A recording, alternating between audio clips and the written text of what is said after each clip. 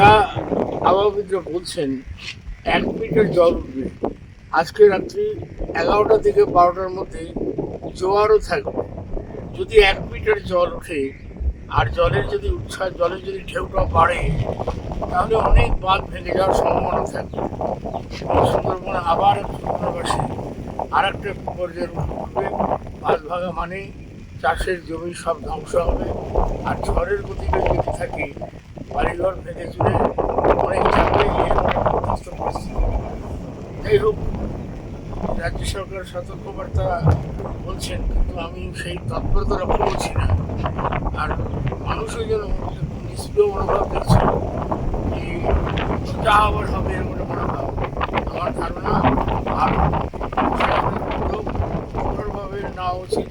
ঘটনা ঘটে যাওয়ার পরে ভেবে বেশি কিছু লাভ হয় না। তবে আজকে এই মুহূর্তে বলতে আমি বাধ্য হচ্ছি যে আয়নার সময় 5,032 কোটি টাকা কেন্দ্রীয় সরকার বরাদ্দ করেছিল, কিন্তু সেই টাকা খরচ করতে না পারার ফলে 2014 সালে সেই টাকাটা ফেরত চলে যায়। যাই হোক, আবার সমস্ত সুন্দরবাসীর কাছে আমার আবেদন যে আপনারা নিরাপদ জায়গায় চলে আসুন, অযথা ঝুঁকি নেবেন না, এবং বাঁধ ভাঙলে পরে দ্রুত যাতে মেরামত করা যায় তার জন্য সরকারকে প্রয়োজনীয় উদ্যোগ নিতে হবে। এই ঝড়ঝঞ্ঝার হাত থেকে সুন্দরবনবাসী যাতে বাঁচতে পারে এবং যাদের ক্ষয়ক্ষতি যাতে কম হয়, এটাই আশা করছি।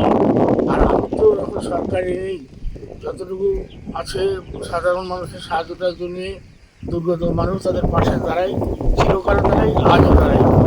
আমি আবার সবাইকে বলছি যে আপনারা সতর্কতা অবলম্বন করুন এবং নিরাপদ জায়গায় চলে যাওয়ার ব্যবস্থা করুন।